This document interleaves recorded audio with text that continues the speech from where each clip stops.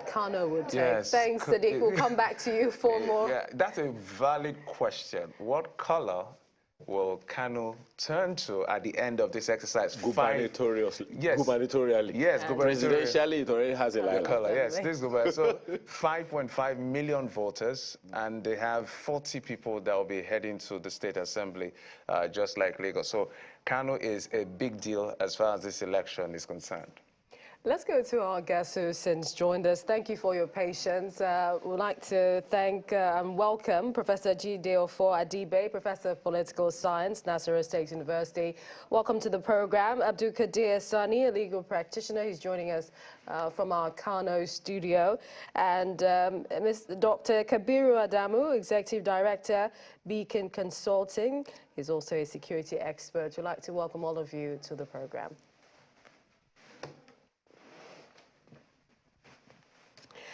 Let's begin with you, Mr. Sani. Legal practitioner, yes, but did you exercise your franchise today? And what's your take on all you've been seeing and hearing? Well, just like you said, we happened to be on our way to the studio this morning. I have not exercised my franchise. But I can assure you, after this moment, I will definitely do that. Kano as it is relatively very peaceful. But for the anticipation of the battle between some two political parties who are possibly thinking of either unseat the government or the government retain the seat. So these are the situations that we have at hand. The political aura is a bit tensed, but from our assessment this morning, it is very peaceful, it is calm, but I can tell you for sure, it's too early for us to begin to assess the situation. The security have done their part. They have their people all over. We can see they begin to strategize since last night.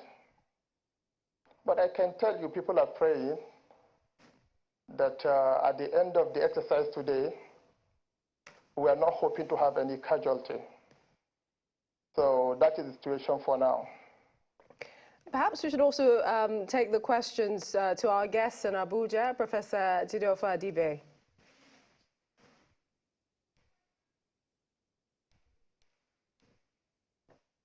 And the signs are encouraging that at least people are coming out in the places that you should.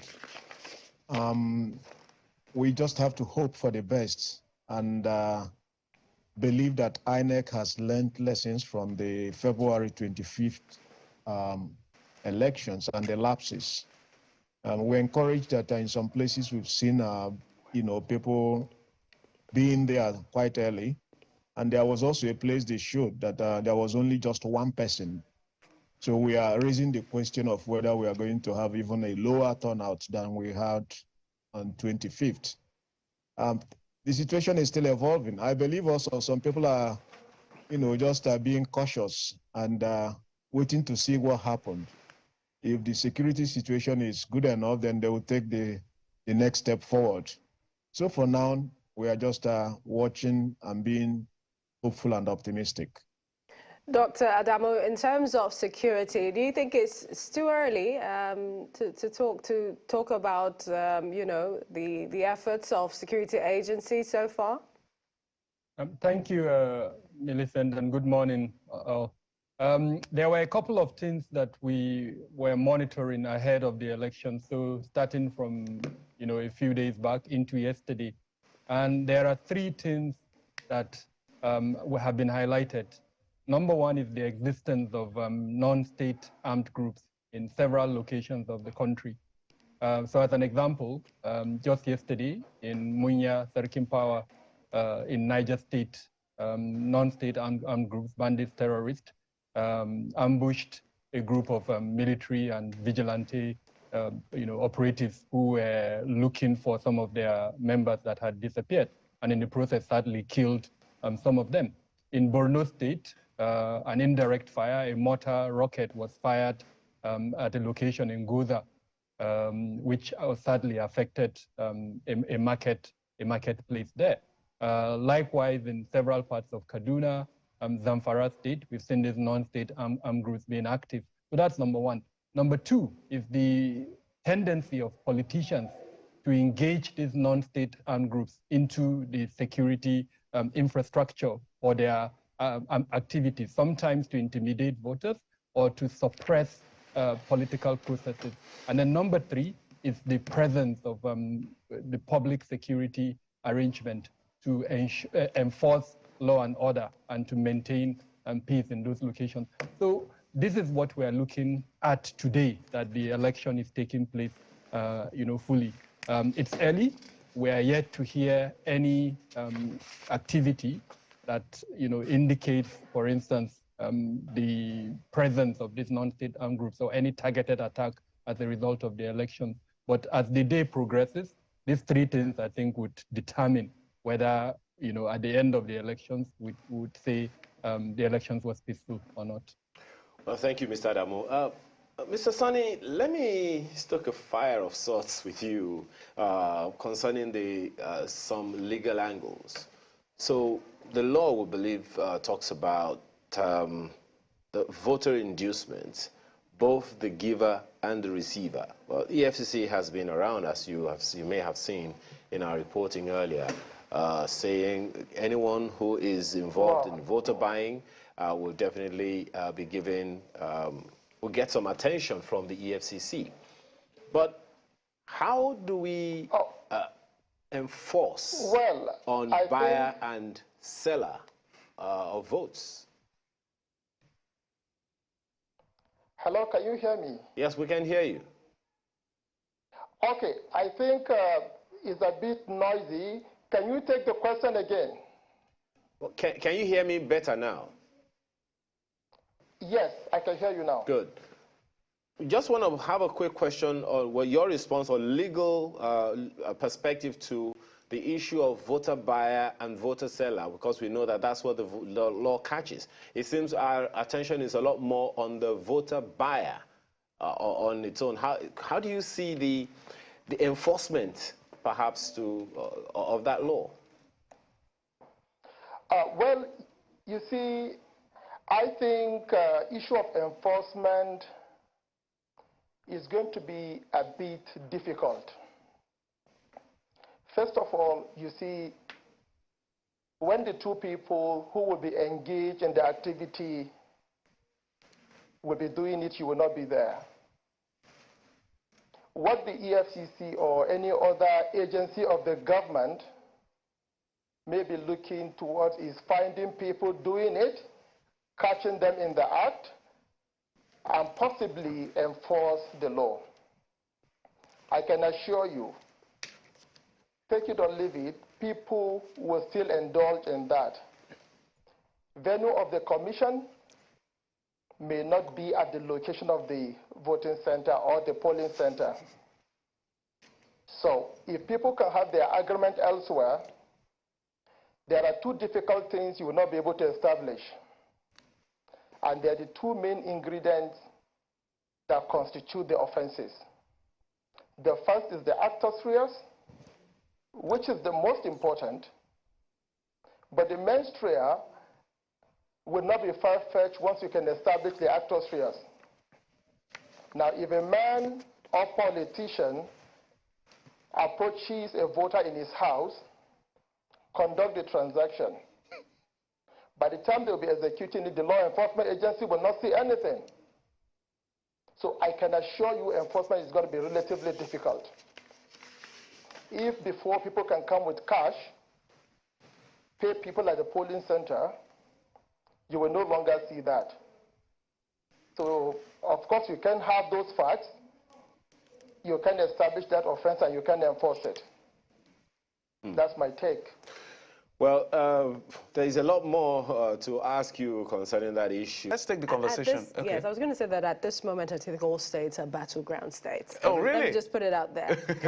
Look, because, I mean, Yeah, anything can happen. because once you begin to give some tags to some states, others are You know, gonna be like, however we want to look at it, some are more battleground than others. well, it's a battleground all the same. Because, you know, there's that coding, you know, security analysis has always done. There's the red states, there's the amber states, and then there is the green states. At the end of the day, even though we all say election is not war, that information needs to get first to the politicians themselves. Yeah. And I mean, we were speaking about the legality of the you know, the whole process the other time. One of the ways in which, to put it, you know, in your own language now, they fight this war is through these inducements that we're talking with Mr. Sonny about. But then, I mean, Mr. Sonny, you're saying, so if the law is that difficult to enforce, why make it? You see, the intendment of lawmakers is to stop certain acts. Circumstances and the burden of proof supports the enforcement of such laws. Take, for instance, no matter how strong a suspicion can be, it cannot warrant conviction. You end up wasting the time of the court, cost of litigation, and everything. That is why laws go through amendments. I have just given you an empirical fact. If a man is said to have committed an offense, you have no one witnessing when the act was conducted. At what point do you determine that there was vote buying? You must witness it physically. Now, if the politicians are systematic about it, there is no way you can prove it. Of course, in the past, you realize that politicians walk into police stations, standing by the side, and dish out monies to buy votes. Okay, the only thing that will change about it now, instead of being open, it becomes a matter of secrecy. Unless you can prove that those acts actually took place and you witness it, you cannot prove it. So to what extent is the enforcement of what you cannot prove? And one other way, again, you can do it, unless if the principal actors decide to admit commission of the offense. Now you convict them based on their admissions. So this is the essence. This is to say that in the nearest future, there must be need to amend that law. Probably, if at all is possible, you reduce the level of burden of proof you need. But I doubt if that is possible as far as the law is concerned. Extremely tricky. Professor Adibe, we'll come to you, but I would like to pick this up with Dr. Kabiru Adamu. I mean, we've talked about the number of people who have come out so far. In certain areas, not many.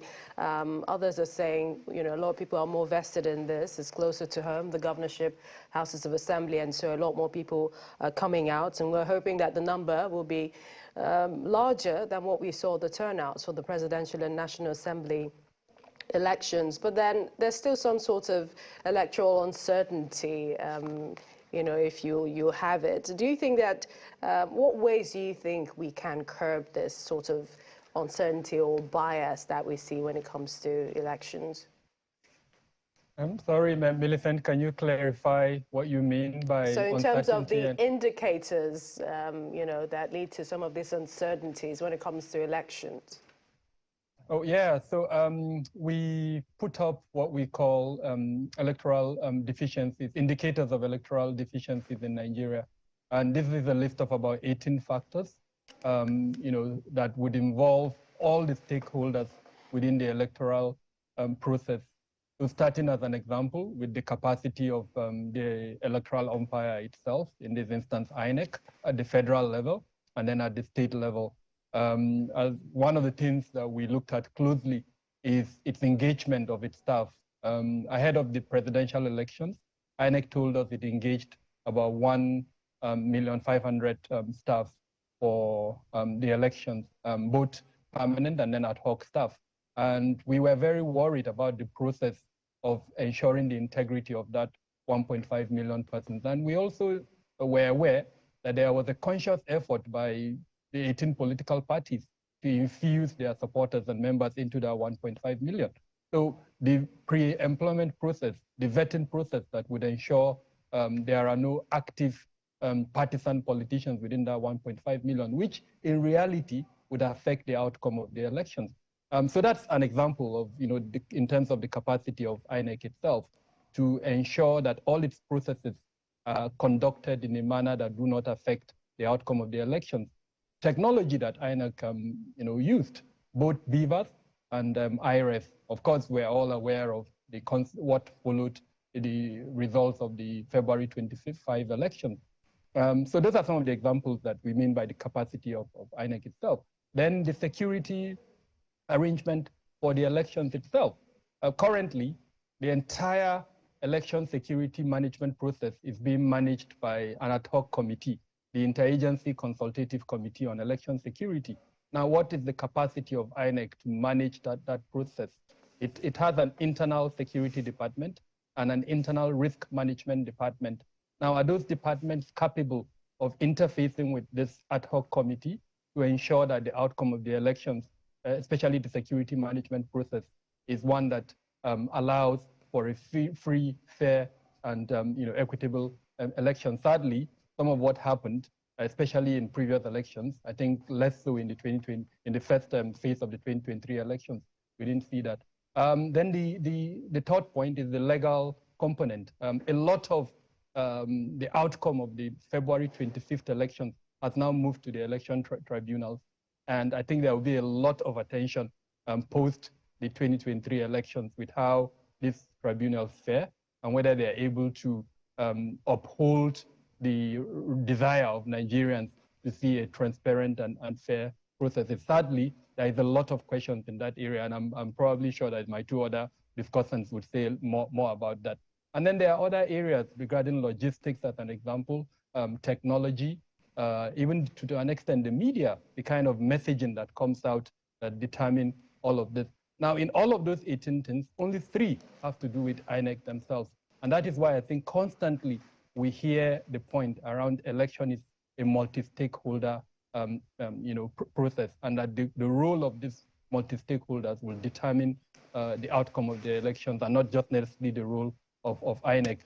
At the end of the day, yes, the responsibility is that of INEC, but more importantly, if we focus attention on correcting these deficiencies, then it would probably give us a better outcome. And that, I think, in turn, would also result in a higher turnout than what we experienced. Sadly, the period between the end of the February 25th elections and now March 28th, I was very concerned with the fact that a lot of the narratives that followed that election focused more on the deficiencies of INEC as against the deficiencies of this entire stakeholder process.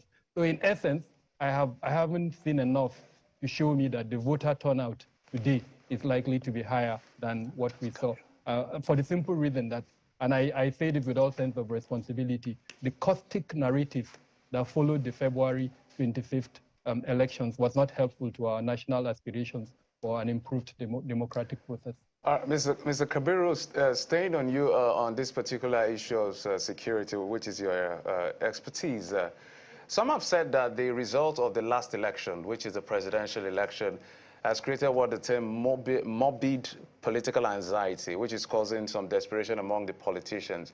But the big issue here is that sometimes, most of the time, or sometimes we don't see consequence for bad behavior, which is why people keep repeating the things they do in terms of impunity. What do you think can be done going forward? Because this election is quite early to call in terms of election security, how it turns out eventually. Nobody knows how it's going to end, but we all hope it's going to end well. But Let's begin to deal with the aftermath, if you will, if you can. Because of this desperation, people do all kinds of things, and sometimes they get away with it. We've seen videos of people threatening people, and some of these people, nobody calls them to order, and it's clearly against the Electoral Act, according to Section 128 of the Electoral Act, with fines and imprisonment as some of the punitive measures. So what do we do in terms of making sure that there is consequence for bad behavior, so that all of this is going to be a conversation in the past? So again, back to the question that Millicent asked me, and I'm happy that we're still staying on it. Part of the challenge is the deficiencies within the structural deficiencies, both the Electoral Act and then thirdly, constitutional issues. So here, if you talk to the security operatives that are involved in election security management and as provided for in the Electoral Act, it is the responsibility of the electoral officials at the polling unit to quote and unquote instruct them to take action for matters that have to do with electoral offenses within the polling unit. But I know that if you take that further, there are criminal offenses that frankly, they don't have to wait for the electoral officials to tell them to take action. So one of the things that we've discussed previously and that we're hoping to see going forward is that that ad hoc committee, the Interagency Consultative Committee on Election Security, comes out clearly with the terms of reference of each of its members.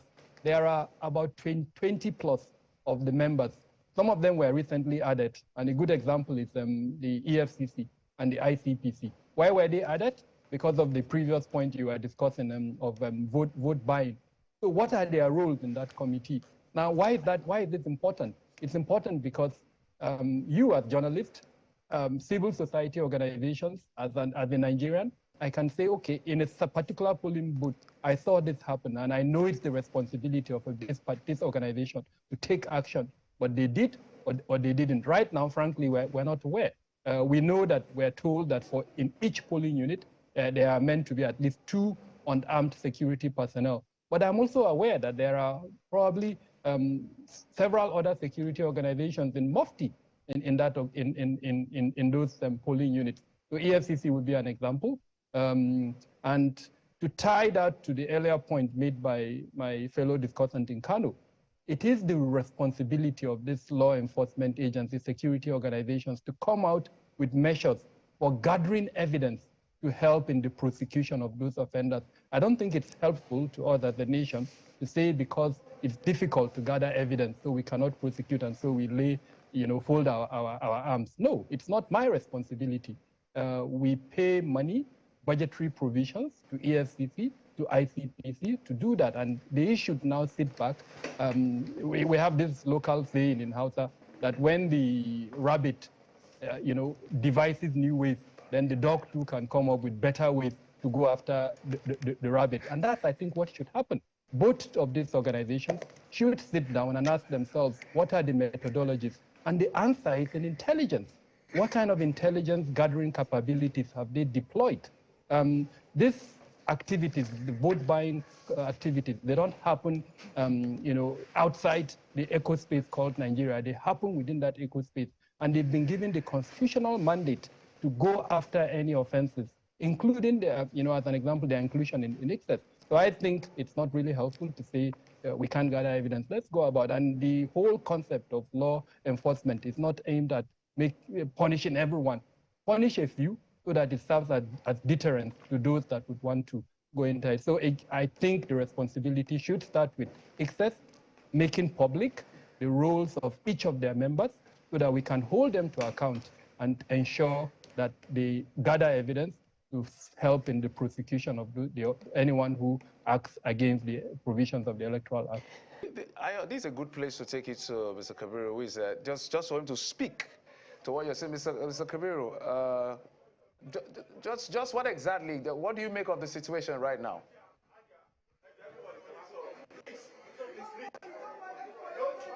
That's for you, Mr. Kabiru.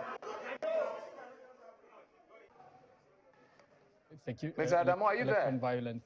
In this instance, these are non-state armed groups. We don't know who these persons are, but if, like your correspondent mentioned, they were paid, it means someone within the political sphere, or possibly a politician or a supporter of a politician paid them to do what they're doing. The second one is the role of the security officials. There are, to my knowledge, at least 2 policemen that are meant to be deployed there. And I have not seen them playing that active role in terms of ensuring that they de-escalate what we just witnessed. And then, of course, the last one is the community itself. What is the role of the community in all of this? Are they active supporters? Because what we're seeing is targeted voter suppression. Is the community supportive of this, or is the community against it? If the community is against it, why are they allowing these few elements, these few persons to do what they did? So sadly, this was anticipated, and I think I'm really, really unhappy that we're witnessing it happening despite the fact that we anticipated it. Well, Mr. Adamo, we're going to stick with you for a bit because I was actually hoping that along the line would be hearing from the Lagos Police Command spokesperson, Mr. Hundeyin, to at least let us know, because I want to believe that one way or the other he's aware of this. As you have said, on the one hand is the security personnel deployed to that unit, who, as we saw, has been seated all the while, not getting up. Meanwhile, there, as our correspondent also mentioned, he had to go get, what do you call them now? Reinforcement before he could do the job that he is constitutionally required to do. So what would you be expecting to hear from the police command in Lagos? Before then, the likely response of the security personnel at the polling unit would be that they were waiting for the INEC officials to instruct them on what to do. Remember, I made that clarification earlier on. And you really can't, in a way, blame them, because that is what the Electoral Act says. The overall responsibility for that polling unit falls with the INEC officials there. But however, where criminal acts are being conducted, in this instance, we saw an attempt to prevent a journalist from doing his work, and he's accredited from what we can see. So at that instance, I expected the security personnel to step in and de-escalate that situation. Sadly, they didn't, and we all saw that in camera. It was videoed. With regards to the role of the Lagos State Police Command, I think they need to find out what really happened, who are the operatives that they deployed there, why did they take that action, and then more importantly, these persons who, quote and unquote, were paid to suppress voting in that particular location, who are they? Who paid them? Clearly, if this is established, it's against our Electoral Act, and that whoever is behind it should be arrested and prosecuted.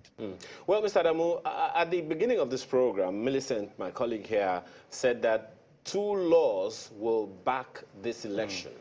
The Constitution of the Federal Republic of Nigeria, the 1999 Constitution as amended, and the Electoral Act 2022. In the Constitution, the police has its job cut out for it. And in the functions of the police, according to its act, the #1 rule, objective or function of the police is to prevent a breakdown of law and order, to prevent. So whether or not, and I know you stated it the other time, you may want to expatiate a little on that, because whether or not they were called upon, there was brewing up there a seeming breakdown of law and order. I'm surprised. I mean, why would the policeman, for instance, be waiting to be called in to do what he was expected to do, to the point that a correspondent, a civilian, had to go get reinforcement by himself? Like I mentioned, that is what those who devised our Electoral Act anticipated, and for good reason. The electoral management process should be in the hands of civilians. We are coming out from a military era, and we all know what happened at a point. So I think the philosophy behind that provision is that the electoral process itself should be handled by civilians. The idea of the concentric cycles for election security management, and let me just quickly remind us of what these concentric cycles are. You have at the polling unit unarmed security personnel, Then you have outside that polling unit in what is called an inner perimeter, armed security personnel. And then in the outer perimeter, you also have armed security personnel, military and mopols. So the whole idea of these three concentric cycles is that there would be communication between them and reinforcement. But for the polling unit itself, the responsibility is in the hands of the INEC officials there, except where the act is one of a criminal nature. And sadly, because none of us has the whole answer, we don't yet know what exactly happened. Yes, your correspondents have indicated that some people were paid, but we don't know what they were paid to do. We can infer that they were paid to suppress certain voters, but who? Is it on the basis of ethnicity or on the basis of affiliation with certain political parties? And if that is the case, how would they determine that? Is it by identity, or do they already have a knowledge of who is going to vote for who? One of the things I would have loved to see is that the secrecy of the voting process established in that place. I can see the ballot boxes there a little bit opened, but what I didn't see is where the individual is going to vote. Is it going to be in the open? Will they be able to know who the person? So there are so many things that unfortunately are not answered, and I hope both INEC, that is listening to this, and the security personnel will step in quickly, and if there are any anomalies in that location, to correct it. But again, I think, like I mentioned earlier on in discussing the indicators of electoral deficiency, this is one of the indicators. The responsibility for security in the polling unit is with INEC officials and not with security personnel. And as someone who has studied election management in several variations, I think there is a good reason why the Electoral Act is made in that regard. Of course, this is open to discussion, and I'm sure my other discussants will probably say one or two things regarding that. But suffice to say, the Lagos State Command need to step in quickly to de-escalate this situation, understand what is happening, and allow every legitimate voter to go and cast his vote without this intimidation that we just saw a few minutes ago. Well, Prof, you may want to speak to some of the things, issues raised there by Mr. Adamo, unless there is the voters are expected to go into the classrooms for that secret ambit of the open secret ballot. Those boxes are not there. But as a professor of political science, is there any way in which political science anticipated this kind of process in an election? Well, thank you. Let me just start by first going back to what you call battleground states. Battleground states. A battleground is just a situation where the vote can swing in either direction, in any direction at all. So which means any of the places we are conducting an election, given what the kind of realignment that are taking place after the 25th February election. So it's actually especially at the governorship level, it should be called a battle state. Let me come back quickly before coming to your question to what's happening in Lagos. I don't think we should pretend that we don't know where the target of the voter suppression. We had all followed what happened in Lagos since the February 25th the outcome of that election. And my surprise is that despite calls for the resident electoral commissioner for Lagos, Olusegun Agbaje, to be redeployed, he had been charged of being biased. INEC decided to ignore it. He has a substantial responsibility in controlling what happens in that electoral sphere. The fact that INEC didn't, do anything about it also lends credence to strengthens the voice of those accusing INEC of being compromised or biased. Just a few days before the election, we heard about this Oro festival being announced by a number of the Obas. The Oro is, from what people hear, is that supposed to be a festival where foreigners, non-indigenous, heads of non-indigenous will be used for certain rituals.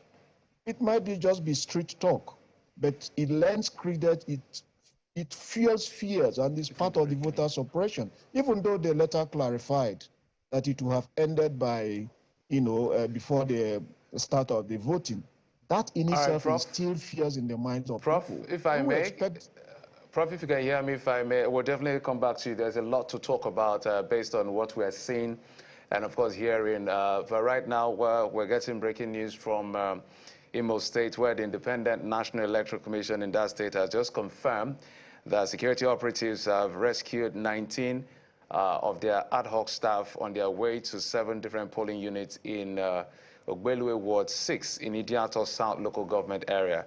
According to INEC spokesperson in the state, Chinenye Chijioke Suji, the ad hoc staff were rescued by security operatives after getting a distress call and information about the incident that they're being kidnapped this morning by yet to be identified persons. She also adds that even though they were rescued, all the election materials, which includes the beavers and sensitive materials, were not recovered. So that's the latest we're getting from Imo State, the election going on. Remember, it's just the national state assembly elections that are taking place, not the governorship, that security operatives have been able to rescue 19 of INEC's ad hoc staff who were kidnapped.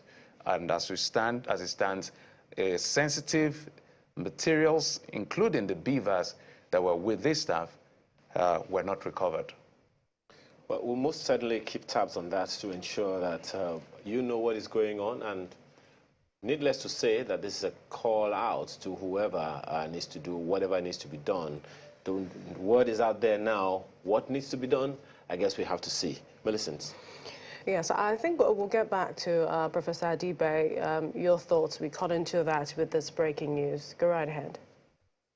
Thank you. I was talking that the issue of Lagos, people knew that it's going to be extremely, extremely difficult situation in terms of security.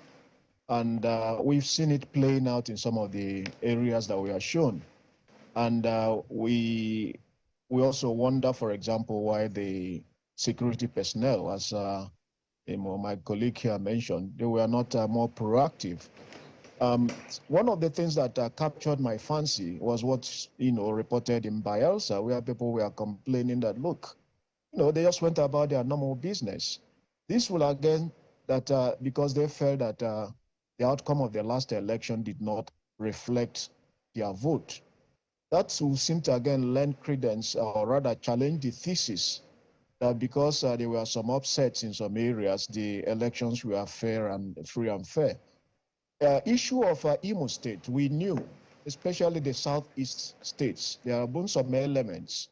Some of them are people who didn't want any form of election to hold in that area. And some also are people, non-state actors that are working for some of the politicians. So it's also one of the volatile flashpoint states, areas, not just the state. Anambra State will also be one of them. The flashpoint areas where we'll expect, again, the security personnel. I think it's very important for the elections to hold in areas like the southeast and northeast, because it convinces the state that it cannot be held captive by non-state actors. It is only when the state is able to defy and go ahead and hold the elections as they did on 25th successfully, that the non-state actors and the other actors, purveyors of violence working for the politicians, will know that the state retains the command, the control of legal instruments of violence. So we are going to watch out and see. But the issue of low voter turnout, is this what we expect? Let's also say that we're a transitional democracy. Transitional democracy in the sense that there are so many bottled up feelings from the military era and other things that have come up and that we've not learned to resolve through process of dialogue. So we still, the bottled up feelings will in the short to medium term aggravate the structures of conflict. His, what do we call it, privileges as governor to jump to the front of the line. He's right there on the queue, waiting like everyone else to cast his vote. Are we aware that the president of the Federal Republic of Nigeria has cast his vote in his hometown, Odora, Katsina State. I guess that's where he went to look for his name, just to be sure it's there. To be sure that he's I'm curious to put see. in his ballot. I want to see whether he raised the ballot paper. Well, okay, we didn't see that. This time, that Did you see the last time he told us? No, the last time he raised his ballot paper to show who he voted for, but I think this time he decided to keep it secret close to his chest. We also understand that the vice president has also cast his vote at Ikenne in company of his wife. He, along with his wife, has also cast his vote, and that's happening right there. All right, thank you, Sean. Political Many editor. things. Something instructive yes. he said was, the politicians, which reminds me of our guest who joined in earlier, Professor Raji, saying, voter education is better done by politicians, because where they move, we have a lot of people, who move with them, who come out and, are interested in the process. Yeah, I'm happy, but at the same time, don't forget, I think it was the same with Professor Raji or Mr. Uluwale said, voter education by politicians is too late on election day. So we have to look elsewhere for that. Well, you were still talking with Professor Adibe the other time. Yes, and this is perhaps our closing moments with all of you, Professor Adibe, Dr. Adamu, and Mr. Sonny. But I'd like to kick off with you, Mr. Sonny, because we've not heard your thoughts weighing in on all we've seen in the last couple of minutes from Imo, the situation in Imo, the rescued ad hoc staff, INEC officials, and the situation. One wonders what will happen to those polling units as at this time, if there is a plan B for those polling units. Also, the situation we saw with our correspondent and the voting, what one could call voter suppression, intimidation at an area polling units in Oshodi. Your thoughts on that as we close? We wrap up, not close the show. Mr. Sani, go ahead. All right, we might have to begin with you, Dr. Adamu, and come back to Mr. Sani later. Thank you, Millicent, once again. Let me start with the situation in Imo State. Again, my opening remarks regarding three elements. When they, interface, then you have what we're discussing. In the case of Imo State, we are aware of the existence of several non-state armed groups. And at the most, I think, discussed one is the indigenous people of Biafra and its unwinged, the Eastern Security Network, as well as several factions of these two variants of these two subgroups that I've mentioned. We don't yet know who was behind this abduction, but what the good thing, I think, is the response of the security forces. It's sad that they allowed it to happen, but I'm very, very delighted that they stepped in quickly and they were able to, quote unquote, rescue them. Sadly, the electoral materials are yet to be rescued, but the good thing is they are useless to whoever took them, except if the intention is to determine the outcome of the elections in a particular location where whoever engaged them is aware that he or she is not popular in that location. Sadly, that is one element that we saw in the February 25th election, and it seems that maybe that is what is also playing out. Of course, we're waiting for detailed information. I'm here in your studio, so I haven't been able to get additional information on that development beyond what you just mentioned. To that extent, what we're seeing so far seems to indicate that the security deployment was done with the realization of the threat elements that are within our ecospace. So based on the feed coming in from different locations, we want to say it appears that there is more security deployment in places like Lagos and possibly the Southeast, and that is probably what led to the speedy response that we've seen in both locations. But security should be proactive. It should be one that should prevent this type of things from happening. So that's a lesson I think we should take into coming elections in the future. Regarding the other elements I've mentioned for vote buying, I want to see more intelligence gathering capabilities by especially the two agencies that have responsibility for that. Of course, the police can play a role too in that regard in terms of gathering evidence and making sure that those who are both the payers and the receivers are arrested and then penalized. Of course, with the hope that when you do for a few, it will serve as deterrence for the future. But overall, I'm quite excited at what I'm seeing at the moment. The type of security occurrences that we came into this first quarter of 2023 with, I think there has been very good development. We just released our February Nigeria security report, and we've seen a reduction of almost about 60% within these first 2 months of both fatalities and for kidnapping, almost about 80%. And sadly, this is not being discussed. Perhaps there will be another forum where we can expand on this, but there is positive development regarding the security circumstances in the country. Indeed, thank you. Professor Adibe. Yeah, first of all, let me quickly take on from one of your colleagues when he mentioned transitional democracies and asked for how long will we be in transition. Being in transition does not mean that something positive is not happening. For example, what we were able to gather from the February 25th election was that BVAS actually has been a game changer. That doesn't necessarily mean that the election were not manipulated. For the first time, we are seeing about 8 political parties being represented in the National Assembly. We have seen so many governors losing senatorial bids, which means that the era that the governors or men of influence dictate the direction of voters' preference is probably gone. And we are waiting to see how other environmental variables that were not properly managed last time, like where areas we have a lot of insecurity, like Southeast, where the bandits operated, and the volatile situation in Lagos. We are hoping at the end of the day, we'll be able to see how that played out today, and then we'll be able to add it up to what we gained from February 25th and what were not so commendable from the 25th election.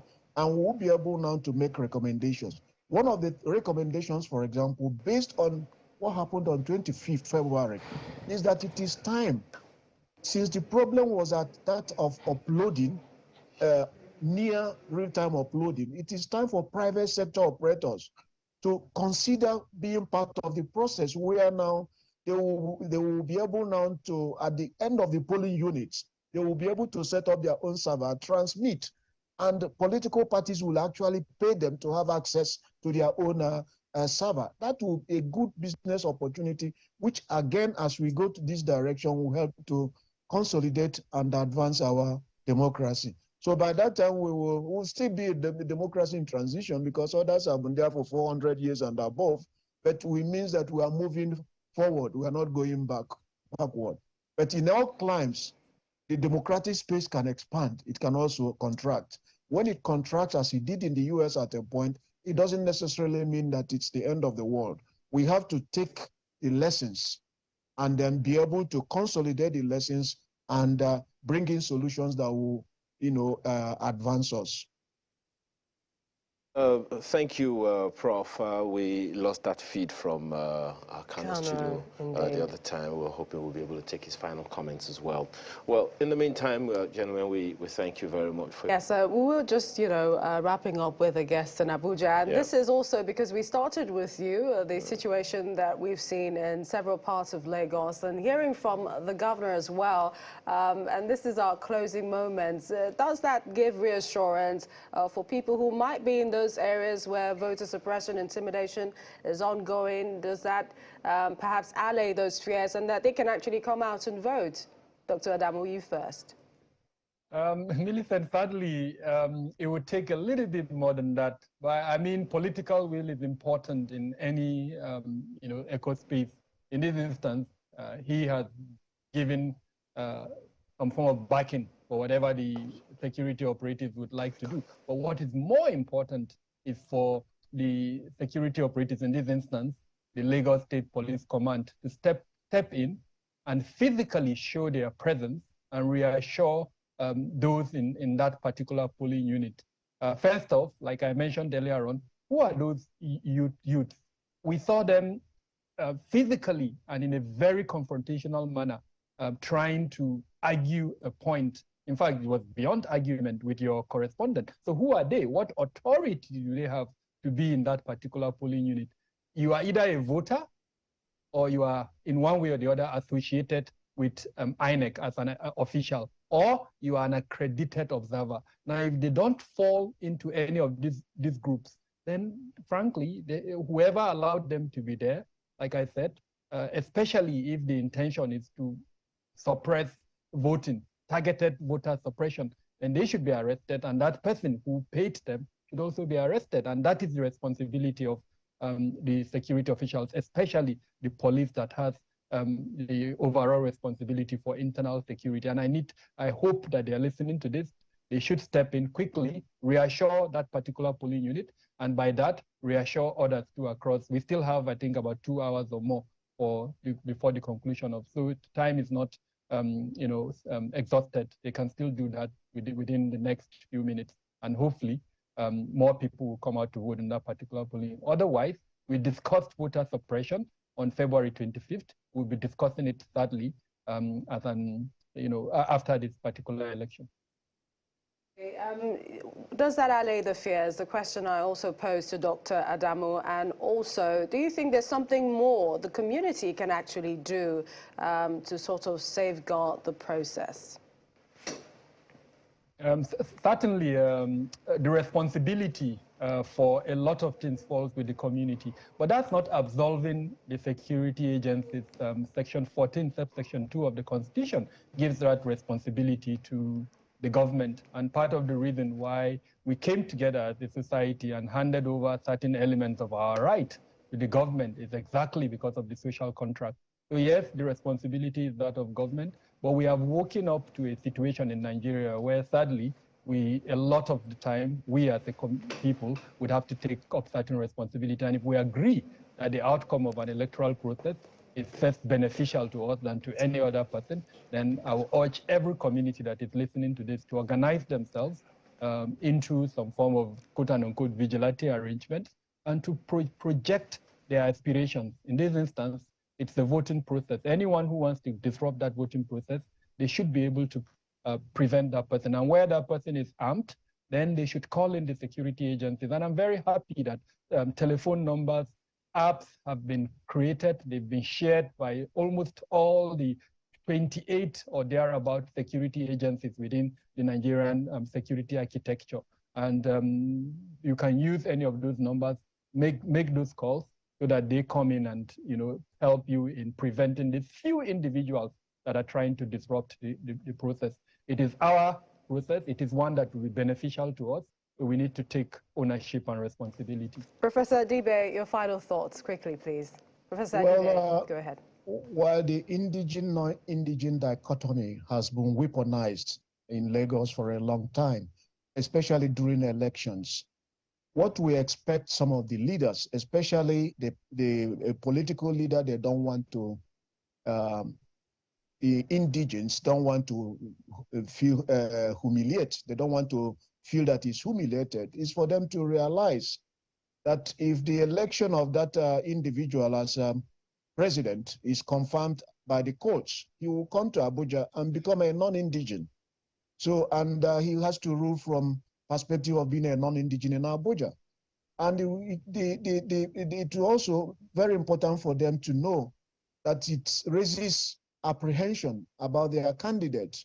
Already people are wondering if this man comes to Abuja, is he going to come with these Agberos to Abuja? This creates part of the image problem they don't need. And whether the community should get involved, I think that will actually escalate the conflict. Because if you bring vigilantes, the other side, there are people ready to, fight. And we had some very, very inflammatory statements. One from MCO Lomo, for example, asking some people not to come out. And the security agency should have stepped in when they came up with this Oro thing, a Oro ritual. Why must that be during this period? Of course, there are aspects. I welcome the statement by Sanwo-Olu, which was very conciliatory, a very likable guy. I wish Asiwaju Bola Tinubu had come out to make a very bold statement on that. And that would have helped to douse the tension. Because yes, we agree that elections are said to be wars without weapons. But what is at stake now, this is the period, especially when we have a president-elect as pronounced by INEC, when efforts should be made to reconcile the various factions so that it becomes even easier for that person to rule. You don't want to come under the shadow of religious antagonism, which we are likely to witness with under this Muslim ticket. You add ethnic issues to that, and it add issue of Aberos. So we have really to take a very holistic approach and be able to look at the environmental factors that contribute either to the success or non-success of our elections at the end of the day. We'd like to appreciate our guests who have joined us today, Professor Jide Ofor-Adibe, Professor of Political Science, Nasarawa State University, and Dr. Kabir Adamu. Thank you very much. He's Executive Director, Beacon Consulting, also a security expert. And erstwhile, we'd like to thank Abdul Kadir Sani. He joined us earlier, legal practitioner in Kano. Thank you all, gentlemen. Oh, there you are. Yeah, finally. Can you give us your final thoughts, Mr. Sani? Just 30 seconds, if you will. Yes. Okay, I believe you can hear me now. Yes, please. Okay, you see, on the issue of the Imo State, there are few options open to INEC. First of all, you see, INEC provided the materials for those particular 9 polling units or so. Now, in the event of hijacking those items, INEC is left with few options. One of them is to look at the magnitude of the votes there, compare with the generality of the interest, and see whether it is heavy enough to influence the result, the total result of the votes coming out for the state and House of Assemblies. Where it is not comparable in terms of changing the result, the INEC can allow it be, it becomes a victim of circumstances. And the INEC may also look at it and say, okay, it will organize, election to determine, because the hoodlum could be working for one of the politicians to create a situation where they will frustrate a particular candidate from winning. All these results, whichever one INEC chooses, has its implication. Anyone aggrieved can go before the tribunal and advocate his case to say that either they have been deprived as a citizen not to cast their vote, but be that as it may, the minority interest does not override the general interest. Even where you contest that there are issues not normal with the election, those issues must be substantial to create a room where an election tribunal may listen to your case. So I think INEC will refer back to its laws and it will take the appropriate decision. Thank you very much. Appreciate your time. Thank you so much. Thank you all of you for joining us at this time. Thank you.